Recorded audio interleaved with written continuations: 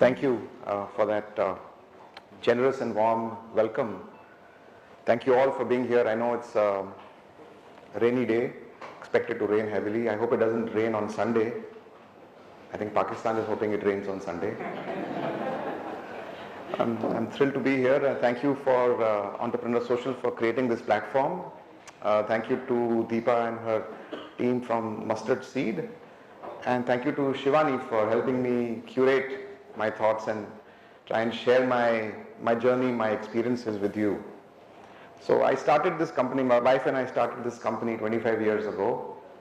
We were two of us that started this organization, and today we are still the first two people employed with that company. Shivani wants me to move, yes, okay. So today I'm going to share my journey of last 25 years. What I believe is that a smart person is someone who learns from other people's experiences. I've made many mistakes in my life, and today I'm going to be sharing, what are my mistakes, what are my learnings, so that you don't make those mistakes and you learn from my mistakes. You don't have to make those mistakes yourself. And along the way, I'll share some stories so that it becomes a little more interesting, something which is more memorable.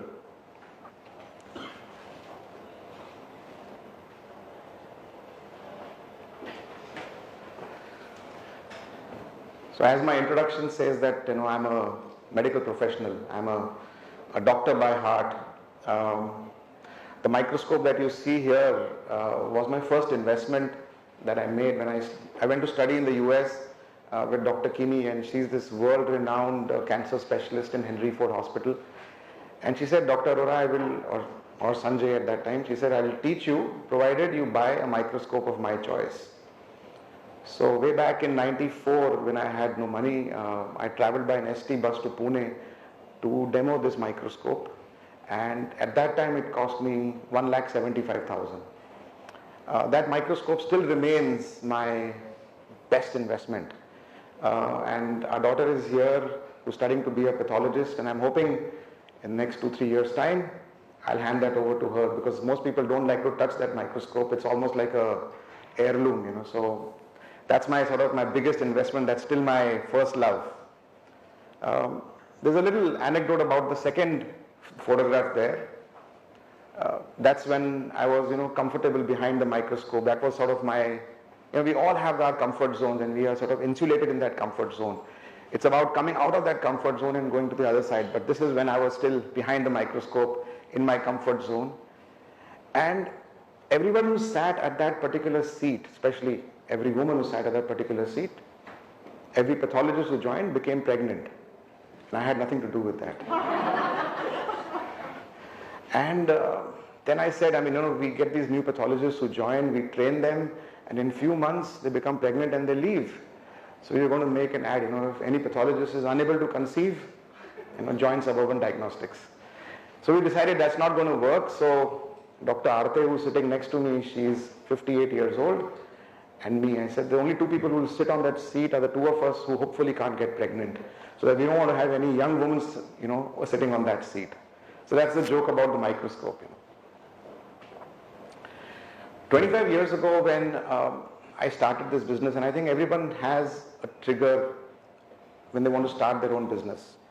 And what was that trigger or that opportunity for me? It was the way the industry was evolving at that point of time. The diagnostic market today is consolidating. It has consolidated to a large extent, but 25 years ago, it was a very fragmented market, and non-hospital based diagnostic services were very far and few. Mostly you would find, you would have to go to a hospital to get a diagnostic service. And this concept of standardization, what we call as accreditation, was just completely missing. We were still looking at the patient as really a patient. It was almost like a doctor-patient relationship, which was doctor looking down upon the patient. But yet there was change all around us. There was, the banks were getting much better. The entertainment business, we were getting into multiplexes, getting into malls. So there was so much change, and that opportunity where there was change all around us, and how do we bring that change into the medical fraternity is what was the trigger or the motivation for me that time.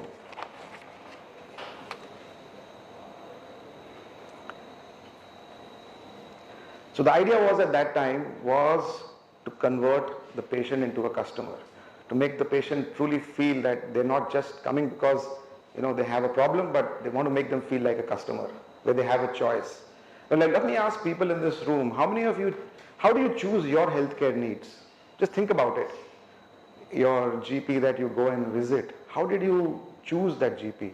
Or the doctor that you visit for a particular problem, just think about it. How do you choose that? You can choose everything else in life. The clothes that you wear, the place that you travel, the movie that you want to watch. Everything you have a choice. How do you choose healthcare? There's no level. I'm sorry? Gut instinct. Sorry? Gut instinct. Gut instinct, okay. I think it's more of location. More of? Location, absolutely. Word of mouth, yes. Reference, absolutely. So, it's not a scientific way of choosing. Today, if you want to go to a hospital, you can Google and you say, I want to find out how many NABH hospitals are there in Mumbai. So you will get a list of NABH hospitals. So you at least know that there is this accreditation called NABH, which will differentiate all the hospitals from the rest. So at least you have some level of transparency, some level of standardization. So that was the opportunity when it was, word of mouth, gut instinct, preference just round the corner. That's how healthcare was. So the idea was to change that, as to make it more, transparent, so people can actually make their own choice for healthcare. And like any other business, there is a dream. And how do you convert that dream into a reality? We all have dreams, but the idea is to change that dream into a reality. Have that inspiration, but that inspiration needs to be triggered with a lot of hard work. So 14, 15 hours a day, a regular day. It's been 25 years and my wife still complains the same. I leave at 9, I come back at 9. It's minimum 12 hours every day, even now. So that hard work is so important. But that hard work needs to be, you have to have commitment, you have to have that perseverance, because you'll have so many adversities, you'll have so many challenges, you can't give up, you have to persevere. And I can enumerate, when we finish, how many challenges I had in the first and the second year. I fell ill for 5 months in the second year of starting the company. The money that I took for buying equipments, all those equipments failed. Sounds very cliched, but that's actually a reality. I still have those equipments lying with me as a memorabilia that, that's where it all started from. So you have to persevere, but you have to continue to evolve yourself as well. You can't remain at the same level. You have to keep thinking, what next? So there's this stage of evolution, but don't forget to celebrate. Because if you keep thinking of, I'll do it then, it'll never happen. So keep celebrating. And this is an ongoing process. You keep working hard, you keep evolving, you keep celebrating, and you keep evolving. So make sure you continue on this process. So a little glimpse of where we started, that's actually me. That's not morphed, it's not Photoshopped the hair and all. That is actually me, So we started in a small place, about 800 square feet of space, and we imported this equipment from Germany. The initial equipments that I purchased, they all failed, so then I had to buy a second-hand machine from Germany, and this was sort of the benchmark at that time. And I'm so proud sitting next to that machine. But we were providing very basic pathology services at that time. And I had no prior experience of running an enterprise. So every function other than finance, Anju was running the finance, but everything else was run by me. So whether it was sales or marketing, logistics, IT, operations, housekeeping, whatever are the other functions that are there were all headed by me. So it was practically like I was getting a working MBA. I didn't do an MBA, but it was a practical MBA that I got. And yes, this is also me. So what happens in 25 years is you lose a lot of hair, but the size of the equipment really becomes bigger, So what was the machine at that time? This is the top of the line now available. We were the first company, first lab in our country to import what we call as the Cobas 8000. So from buying a second-hand machine more than 20 years ago, we've been able to become the number one lab for Roche globally in India, that they wanted to install the first of its kind in our lab. So of course, yes, the hair is gone, So from, 80 square feet or 800 square feet where we started, today we occupy close to about 80,000 square feet of space across the network. I remember when Anju and I started and we would celebrate, we'd get 10 patients a day and we would say, that's a great day. Today when we service about 4,500 patients on a weekend, we still think, we've just scratched the surface. We would say that, if we earned 2 lakh rupees, when I left JJ Hospital, my salary was 5,700 rupees and we were already married at that time. And I would say, 5,700 rupees, if I was to save 50,000 rupees, our life is set. We'll do a turnover of 2 lakh rupees and we'll save about 50,000 rupees. Today when we are tending to become a 200 crore company, I still feel there's so much more to be done, And like I mentioned, that every adversity, you'll have adversities, you'll have to overcome those adversities. So many years ago, there was this large corporate lab that opened in Lokhandwala and we were just outside Lokhandwala because we could not afford the rentals of Lokhandwala complex. So they started going and visiting the doctors and the patients within Lokhandwala complex. So it forced me to think, how do I counter that? So I would come in the morning at 6:30 and then I would pick up my bag and then I started doing home visits myself. So I would go into Lokhandwala because we could not open a shop in Lokhandwala, but I would go door to door in the morning, patients would call us and then I would go and do blood collection myself. Today, we have a team of 60 people that does approximately 600 home visits every day. So what turned to be actually a challenge has become our biggest growth channel today. So in every adversity, you can find an opportunity. So what I'm going to do is I'm going to share some of my key learnings over the last 25 years with you, just giving you a glimpse of where I was.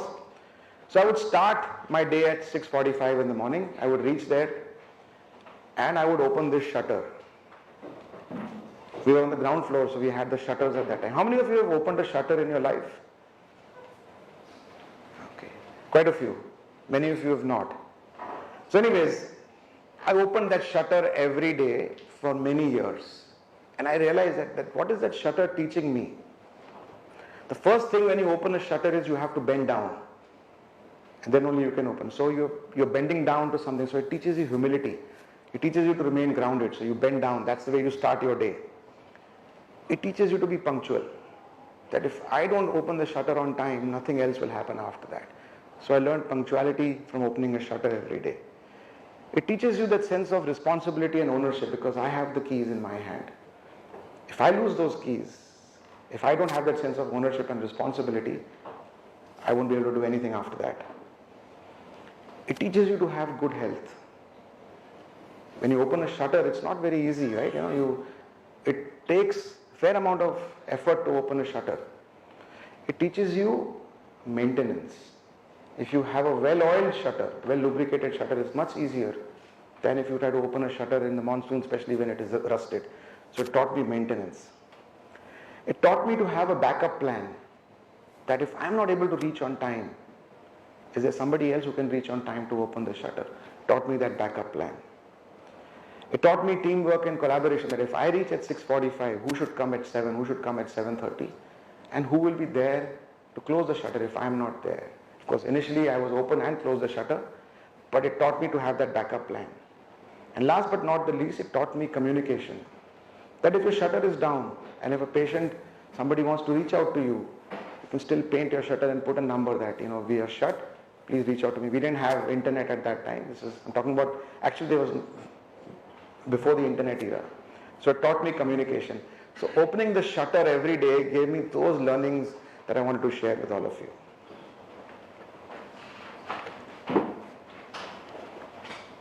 We all have to have that inspiration that we want to do something big in life. So dream big. If you don't dream big, you have to have that big dream in life. And what was that big dream in life that I had? It was not just about opening a diagnostic center, calling it Dr. Arora's lab. That's why we called it Suburban Diagnostics. And the inspiration was not about just doing a test and giving the report. The inspiration was to inspire people to live healthy. We don't want people to come and do the test only when they fall ill. We want people to do a test so that they don't fall ill. That is the inspiration. So we're trying to see how do we change the mindset of people that don't come when you're ill, come not to fall ill. That's the inspiration. And we all have some benchmark in life that we want to compare ourselves with. So my benchmark has always been Mayo Clinic. Now Mayo Clinic is this hospital in the US, which is not the largest healthcare service provider, but it is the most preferred. It's the most admired. It's the one where if you can afford it, you would go there. So it's in back of beyond somewhere in Minneapolis, but it's still it's the benchmark, and that's what we want to do. We want to be the most preferred, the most admired. We may not be the largest, but we want to be known for the right reasons. And to drive your objectives, you have to remain competitive. How do I remain competitive? I'm a very competitive person, and I'm competitive with myself the most. So if I'm doing a blood collection, I will look at the facial expressions and I would know, was that blood collection actually painful or painless? And if somebody grimaces like this, I know I didn't do a good job. So I'll make sure that my next blood collection is better than my previous one. My tomorrow is better than today. My next week is better than this week, and my next month is better than this month. So I'm competing with myself every day. And that is what has kept me going, is that if you are trying to become better of yourself every day, I mean, there are so many people you can compete with, but if you compete with yourself and try and become a better version of yourself every day, put your internal benchmarks and say, I want to be a better version tomorrow. So don't go by the little graphic, getting your hands dirty. It's a little too graphic for me, but there's no better way to learn. And those first few years when I had to do everything myself was my biggest learning for me, because I got to do everything bottoms up. I didn't have any other prior experience, so I had to learn to do everything myself. So today when I have a large team and I have a COO, CFO, head of HR, IT, I can still add value because I did all those things ground up, bottoms up. I use my own hands to do it, so I can still add value. Even though we have professionals, I can still add value in those areas. It's important that you focus on your basics. Whenever you have a problem, if you have used your own hands to get work done, you can still focus on the basics. You can still remain grounded and you can still add value. This for me is a very, very important aspect of the way in which the business has evolved. Everything is about relationships. Relationships with my doctors, relationship with my patients, relationship with my own staff, a relationship with our vendors. I don't like to call them vendors. I prefer to call them as business partners. And I'll give you a story about one particular business partner. His name is Jignesh. Now, Jignesh was actually working for Roche, the company that gave us this big machine. And it is Jignesh who was responsible for introducing to me this futuristic machine almost 15 years ago. When he came to me and he said, "Sir, I think you should have this machine." I said, "Jignesh, are you crazy? I can't have this machine. It's way beyond me." And today we are the most preferred partner for Roche only because Jignesh believed in us. And why did Jignesh believe in us? I would always keep Jignesh on his toes. So first of all, I would treat him like a partner and not like a vendor. Make him sit down, offer him a cup of tea or coffee every time he came. Treat him like my internal team member. So I would hold my team to task. I would hold him to task as well. And when he left Roche and he joined another company, he didn't tell me. And 6 months after he left and he came and met me and he said, "Dr. Arora, something is missing in my life." So what happened, Jignesh? Sir, I left Roche and I joined Beckman. Why did you do that? Sir, I know I should have come and spoken to you, but after 6 months I'm finding I've not learned anything. I said, why?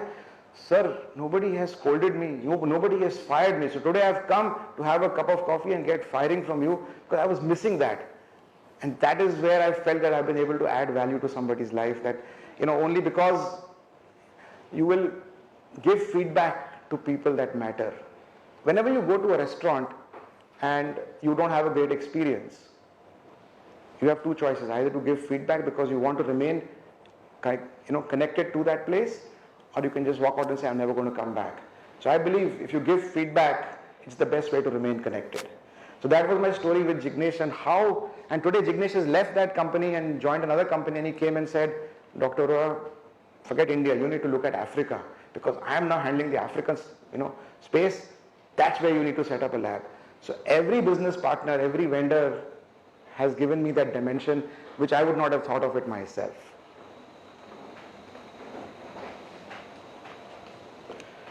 One of my favorite lines is, hire for attitude but train for skill. We often make that mistake where we, hire for skill but train. You can't train attitude. Attitude is something which is there. Either it's there or it's not there. You can't train attitude. So that's my belief, is hire for attitude and train for skill. Always hire people who are better qualified than you. You don't want to build a team of people who will agree with everything that you say. Then it means you're still running the organization and you just build cost for yourself. Hire people who are better skilled than you, who can come back and challenge you for what you are, but you should be able to have, a two-way street with them. I've always maintained a very inclusive culture where, if I'm taking a big decision, I will have my team as part of that. I will empower them to take a decision, but I will never take a decision on my own and say, this is my decision, I just want you to do it. Either I convince them or they convince me, but it's a team decision. That inclusiveness has helped me. And I always believe that whatever you want your team to do, inspect what you expect. If you expect something from your team, let them know what you expect, and then you inspect what you expect from your team. And very important for me is not to look at anybody as a job but as a career. How do you hire somebody and build a career for them? So I have this doctor with me who's now the lab director for all our labs. We have 20 labs and she heads all of them. And she joined as a fresher directly out of college, trained under me, gave her the initial skills, then put her into a small lab. From there she has grown. I remember there was a time when she was trying to become pregnant and Anju would go out of her way to help her. So you find ways to add value to people at a professional level and at a personal level. And you keep allowing them to grow. So from being a fresher 15 years ago to where she is today people go to her and say, Dr. Anupa, we want you to come and visit us and give a talk here. We don't want Dr. Arora. For me, as a leader, the biggest compliment is when I'm not needed. As a leader, if somebody comes and tells you you are not required, nothing better than that. So for me, then I can do other things. I can create more opportunities. So the biggest compliment as a leader is become redundant, so that your team takes over what you, and you can do bigger things for the team then. When the organization is small, all functions are in your head. As I said, when we were small, so sales, marketing, IT, logistics, projects, all parts of my head. So decision making becomes very easy because you just, it's different parts of your brain. You're just connecting each other. There's no silos there. There's no like bureaucracy or, asking for permissions or sending emails. But as you become bigger as an organization, that's one challenge. That how do you still allow that agility to happen? How do you still allow that quick decision making to happen? When you build functions and layers, some amount of bureaucracy, unfortunately, will always creep in. So the philosophy that we follow is, what starts with you, ends with you. Close the loop. So if something came to me in logistics, and I don't know anything about logistics, I will give it to my logistics head, who will give it to a supervisor, who will give it to somebody, but I need closure on that query which came to me that, okay, fine, I gave it to ABC. Normally what will happen, my job is done when I have given it to the right person. But if I don't get closure, it becomes Chinese whispers, and I don't know at the end what I started for did actually happen the same way. So everybody is expected, whether it is your core competency or not, your function or not, your query, your department or not, what starts with you, if there's an external query from a customer or a patient, what starts with you ends with you. So close the loop. Even if you give it to other people, make sure you bring that closure to yourself. Like I said, we all make mistakes, and mistakes are an essential part. I've made so many of them. The first thing that I've learned is, whenever you make a mistake, accept it. Yes, I made a mistake. There's no point in hiding and trying to cover it up. The opposite person automatically understands that we are all humans, we're not God. Accept your mistake, but make sure you plan to never repeat that mistake. If you repeat a mistake, that is unacceptable. The biggest learning for me about making mistakes is share your mistakes. Don't bury them. Don't hide them under the carpet. Today we have a team of 1,000 people. If I share my mistake, 1,000 people learn from it. All of you will learn from whatever mistakes I have made. There's no point in keeping that mistake and somebody else in the organization making the same mistake again. It doesn't make sense. So we actually reward. We have a competition within our different centers, and the center that logs in the maximum errors actually gets rewarded. So you log in more errors, because I believe you can't define quality. Quality is a little vague, but I believe quality is absence of error. So if you quantify the errors that you make and you start reducing your errors, it is inversely proportional. As the errors go down, quality automatically goes up. So you, while trying to define quality, you might find it challenging. But errors is tangible. It can be measured. It can be logged in. It can be documented. So encourage your people to log in the errors and say, yes, this was a mistake, and make a plan to eliminate those mistakes.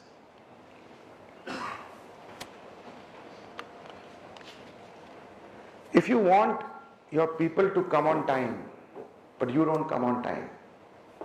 If you want your people to be dressed in a particular way, but you don't dress in that way. If you want everybody to do a biometric swipe, but you don't do it yourself. If you want everybody to shave, but you don't do that yourself, it's not going to work. So lead by example.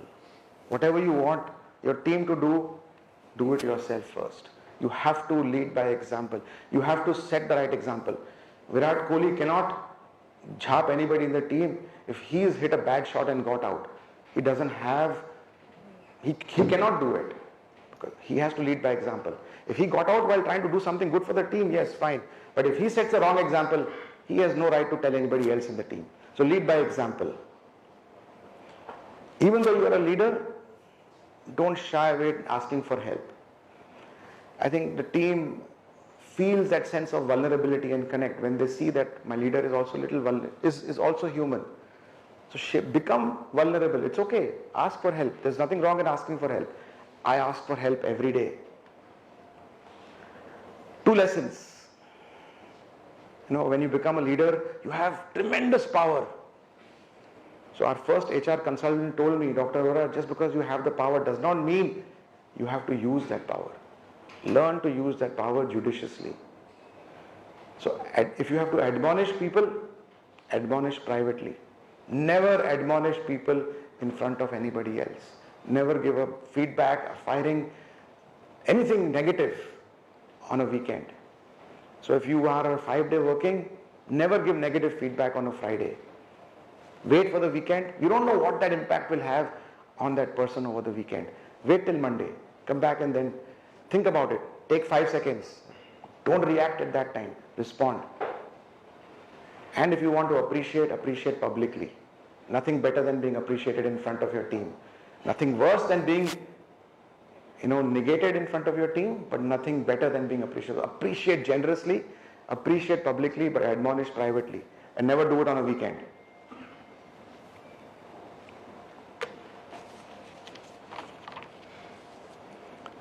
This part I call being selfish. See, we take our health for granted. The only way you can look after your business, look after your family, look after your friends, look after your interests is if you look after yourself. If you don't look after yourself, you can't do anything else in life. So be selfish. Look after yourself first. Take time for yourself. Whether it's physically, it's mentally, emotionally, whatever you need to look after yourself, spend time, invest in yourself. Because unless you look after yourself, you will not be able to look after anybody else. So be selfish about yourself. Very, very important.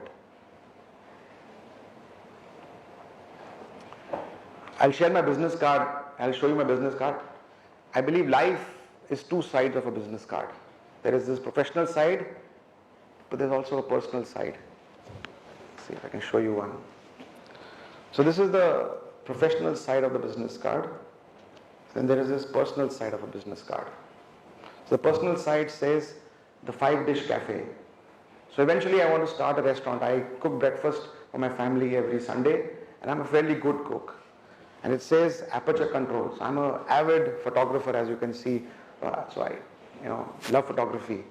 I'm into sports. So I go cycling every Sunday morning, and then I come back and make breakfast. And I want to eventually moonlight as a DJ. That's my ambition in life. Although my daughter tells me that you sleep at 11, so you can only do ladies' kitty parties or Mata ka Jagrata. Most clubs start only after 11. So music, sports, photography, cooking, these are all part of life. So, find a hobby. Keep a balance in your life. Life cannot only be about work. You have to find that balance. There's no better joy than giving. Trust me on this, guys. There's no better joy than to give. I took speech therapy for 5 years during my school days. I used to stammer uncontrollably. For me to be standing here, for me and to willingly doing it, and Shivani's telling me, sir, you will talk. I said, of course I'll talk. And then I'm also thinking, is this really me? Somebody who could not, speak 2 lines.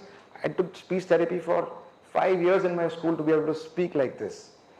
But for me, the opportunity of giving back, sharing my experience with all of you is the biggest motivation. Up to about 5 years ago, every year in Diwali, our biggest doctors or vendors, we would give them a Diwali gift. And then Anju and I thought, that is it really making a difference to their life? Are they really, it's almost like routine, hygiene. Diwali hai, so you will get a gift. Diwali hai, you will get. Those gifts are generally circulated. Nobody really values that. So whatever was that corpus, we decided we stopped giving gifts to doctors or to anybody else. That same amount of money, we started giving it to charity. So today, Anju sponsors underprivileged children education, old age home, orphanage. Anything else I missed? Yeah, okay. So every year on our foundation day, which is in July and in Diwali, she generously donates, maybe sometimes more than the corpus that we had kept for doctors. And a large part of our team goes with her to these charitable institutions. And I wish I had pictures to show you when they came back from these places. They were just so thrilled that the joy of giving, the joy of adding value to somebody's life, nothing better than that.